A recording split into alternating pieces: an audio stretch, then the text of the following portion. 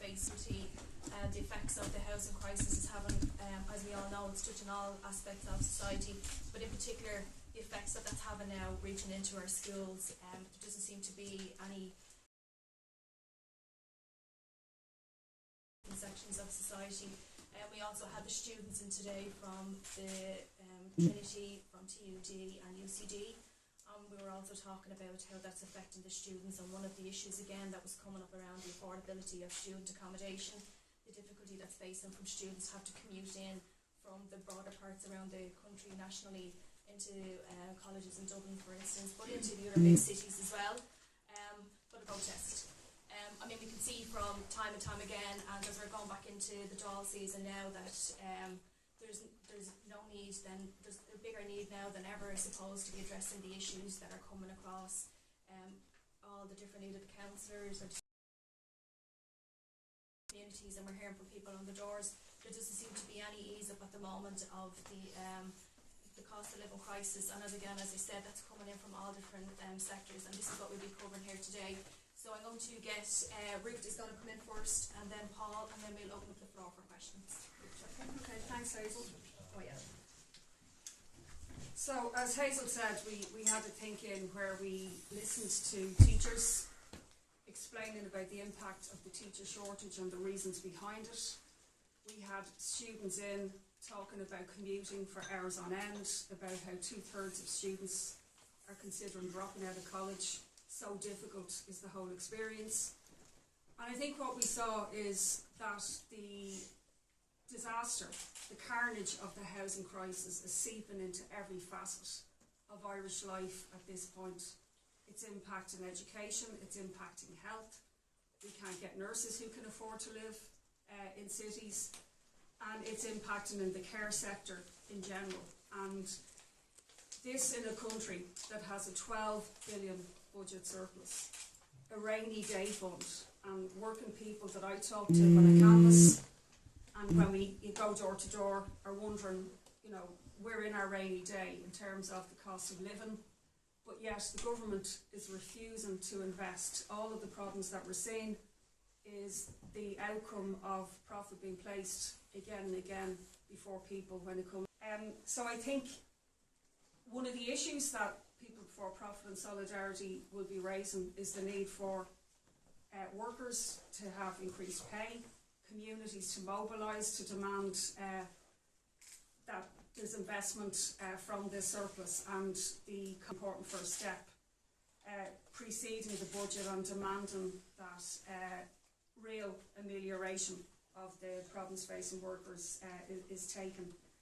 And just lastly, I think also essential workers, the people that we spoke to today, young teachers who can't afford to live and work in cities with the result of our kids. It's a campaign that I'm involved in Dublin West, Education Coalition Dublin West, and there's people here if anyone would like to talk. I'm going into all strata of society, knocking on doors. Even people who are not directly impacted by the housing crisis cannot understand why the government is refusing to do anything about it. And it's impacting in terms of the numbers of young people, be it in Castleknock, be it in Blanchard's centre front, again and again by Fianna Fáil, Fine Gael, and unfortunately the Green Party as well, having no difference whatsoever. He's on there. Look at this. Thanks. He hasn't done this for a while. Yeah. I just moved that one. Gavin's mic is like extremely unbalanced. Thank you. I mean, the people we met with today are victims of the cost of living and the housing crisis. They are representative of the majority of people in this country. The impact of the price of almost everything going up and housing being completely unaffordable. 1 in 3 families will face into this winter in a situation of energy poverty. Literally hundreds of thousands of people are going to shortly be faced with the awful choice of heating or eating. More than 1 in 10 will be forced to go to food banks in order to be able to feed their children. There's a huge crisis in Irish society, and it is deepening despite the Dáil and the Greens as utterly failed to address the cost of living and address the housing crisis. They have gotten worse and worse and worse on the watch of this government, and against those who benefit from those crises. Because at the other side of these transactions, when people go to buy, extra expensive groceries in the supermarket, or are paying for petrol at the petrol station, or are buying oil, or are paying for electricity, there are companies on the other side of this equation who are doing extraordinarily well. So the banks in this country, the electricity companies' profits are extraordinary. The big supermarket companies are extraordinary. Obviously, the big oil and gas comes out today and says, the government really can't take action to protect people on the cost of living measures because that would add to inflation. And dealing with it globally, they all conclude that about 2/3 of the inflation that we're seeing is a direct consequence of profiteering by these corporations. And we have a government that allows this profiteering and refuses to intervene in the market to cut across that profiteering in any way. And that's why the crisis continues to get worse for ordinary people. It's above all seen in terms of housing, where they simply refuse to do the thing that makes sense from the point of view of the majority in society, which is to build a state construction company and invest directly in building social and genuinely affordable homes. It's for that reason that we think the only way to force any action out of the government is by mobilisation, is by people power from below. Last year there was a very successful protest on the Saturday before the budget, and 30,000 people mobilised as part of the cost of living coalition. So this Saturday there's an attempt to do the same, to again mobilise thousands of people, 1 p.m, Saturday the 7th of October at Parnell Square in Dublin. And some of the issues that certainly we will be raising there, and pointing out the alternative, that it does not have to be like this, there are alternatives, is a return of the eviction ban, and this time a proper eviction ban. This is absolutely essential. The idea to allow other landlords to make people homeless is completely unconscionable. We've been trying to build maximum pressure in the Dáil as possible to say we need a reinstatement of the eviction ban. The idea that we need to have rent controls, proper rent controls that bring rents down to affordable levels. We need to have price controls on essential goods, and we need to have a renationalisation of the energy sector. Is question of mortgages. People are being absolutely crucified. Huge hundreds of thousands of people are facing bills, extra bills every month of 300, 400, 500 euros a month. That is simply unaffordable for many, at the same time that the banks say that a cap on mortgage interest rates should be introduced, that nobody is able to be charged more than 3%. Yeah, I'll leave it there. Right, thanks very much. I'm going to open the floor to questions there. As you can hear, that's just some of the brief topics that were discussed today. So if there's anyone that wants to ask any questions on anything else from anyone on the panel here, fire away. Paul, just on those mortgage interest cap, have you got a costed proposal for that? We have a bill, and there's no cost to the exchequer of doing it.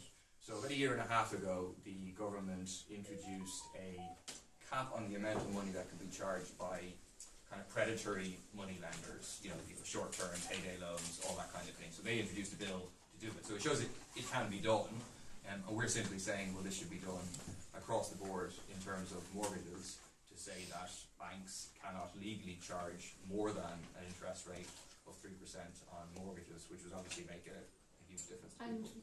how do you feel about the government's, they've sort of indicated that they might have mortgage interest relief? Would you be in favour of that? And that would be targeted only people who are at risk of losing their homes. I mean, look, something is better than nothing for people, so mortgage interest relief will be better for people than no mortgage interest relief, but it's a bit like the energy credit. Again, people welcome something rather than nothing, but if the government just does these things without actually interfering in the market and stopping, dealing with the fundamental issue, which is the profiteering, which flows from this privatised nature of all these systems, well then it doesn't fundamentally deal with the issue. So in case of the energy payments, there was nothing to stop the energy companies simply saying, okay, we'll artificially keep our prices high and pocket a good portion of each of those 200 euros. So similarly, we think you actually need to deal with the fundamental issue, which is banks really ripping people off in the context of them making very substantial with the European Central Bank. Paul, you referred to 1 in 10 people using food banks. That's a statistic I haven't heard before. Maybe you could just elaborate on that a little in terms of the basis for it. And just in terms of Ruth, you're talking about a 12 billion surplus this year, and the advice that was given by the central bank. Given that corporation tax is a very variable source of income, how would you recommend that surplus to be invested? Would it be in capital spending or in one-off spending? You could elaborate a little bit on that. And you're referring to homelessness. Maybe we might ask Richard about homelessness and talk to you yesterday about Dunleer, but how homelessness has affected your constituency in Dunleer. Maybe you could elaborate a bit on that if you have a chance. In February of this year from Barnardos, where they said 1 in 10 parents are saying they're using food banks in order to be able to feed their children. I know that seems like a very high figure, and at the time, I don't know if he was Tánaiste or Taoiseach at the time, but Leo Varadkar said, I kind of wonder whether that's true or whatever, but it just speaks to how bad the crisis is. People have real difficulty out there. I mean, I've been going door to door trying to build for the Cost of Living Coalition protest. I ask pretty much everyone I meet, I ask, what's the number one thing that you see in terms of the cost of living crisis?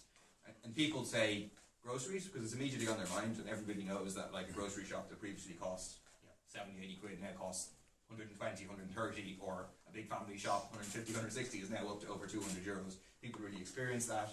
People experience it in terms of electricity. The amount of people who tell you that they're really saving in terms of heating, they're not putting the heating on, they're not planning to put the heating on, like that's a big thing. But and people are forced into real crisis situations.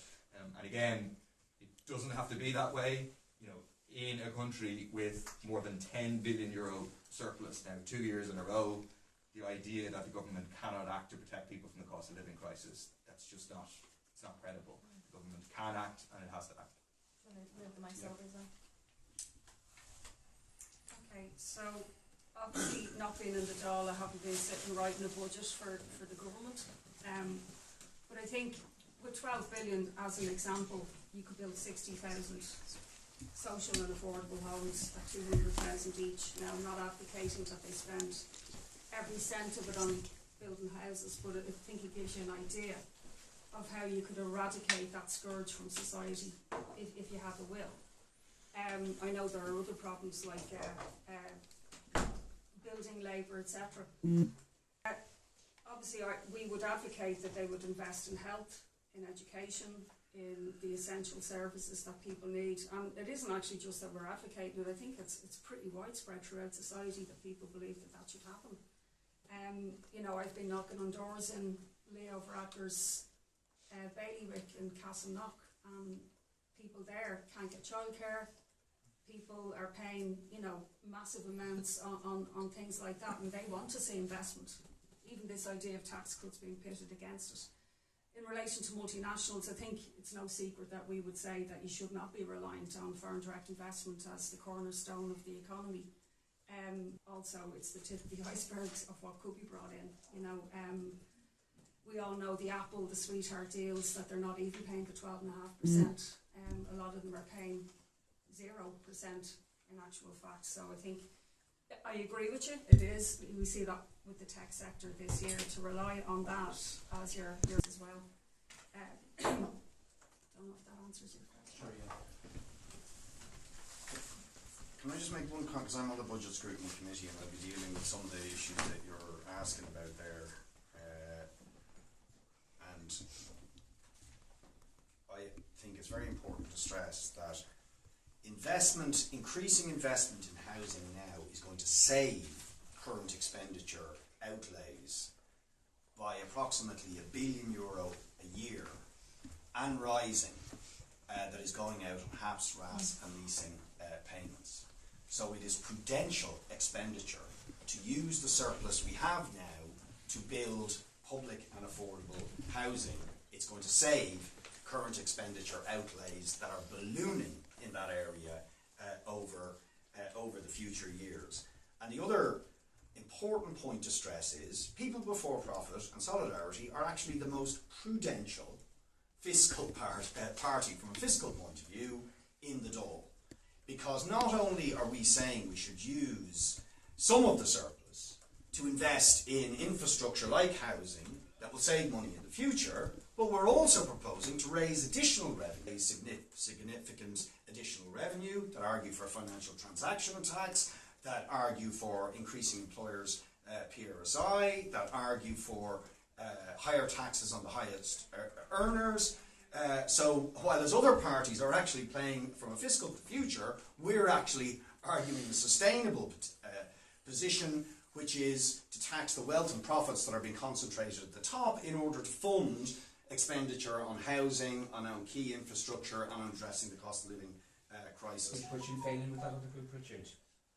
Well, I think we are the most consistent in arguing for things like wealth taxes, for financial transaction taxes, for raising that. And just then on the housing crisis, yeah, I mean, Dáil is a weather vane for what's coming down the line for the rest of the country. It always has been in terms of the housing crisis. It's currently got the highest rent levels in the country, with average rents now between 2,500 and 3,000 fixed income. If you find yourself without a place to live or facing eviction, you are absolutely in dire straits, because there is nothing available. About 70 to 80% of the people, and what's happening in Dunleary today is going to happen everywhere else in Dublin and the urban centres tomorrow. And we can see that has been the picture. So it is a dire situation. And what it also means, if you are homeless, and we have many people in my area, as in other areas, are homeless, you're trapped there. You're trapped because the HAP levels won't allow you to that is affordable, and if you are over the thresholds for social housing, you've no chance at all. In fact, sometimes you're in a worse position because your income couldn't possibly hope to pay for the rents that are out there, but you're not entitled to any subsidy whatsoever towards the cost of accommodation. So it is dire, and the government are just not acting on the demand out there. Can I ask while Richard just has the microphone there, and apologies, I'm going to have to go after this answer because I've got a bulletin. So the big protest that you're organising is for 3 days before the budget. Is it, given that the budget is now constructed over multiple months, and there's a summer economic statement and all the other bits and pieces that go into it, is it not either naive or cynical to try to suggest to people that they can influence the government by showing up 3 days beforehand? No, the record was very clear last year. In the last weekend before the budget, things shifted. So the pressure of people power and the knowledge on the part of the government that the build-up for that protest is happening. Whenever we're involved in organising a protest in the Dáil, all the TDs from Fianna Fáil and Fine Gael are always asking us to put serious pressure on the government in advance of the budget. Is there anyone else that wants to come in? Can I just ask, Ruth, is it your intention to run for a Dáil seat next time around, next year or the year after? And then Breed, what's your intention to not run next time?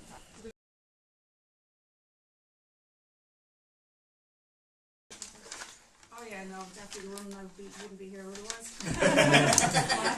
Just for the thinking. Yeah, so just to say a really quick thing, like I'm in the constituency of Leo Harapper, and there's Blanchardstown, which covers a lot of the constituency. It's the 5th largest area, most populated in the country.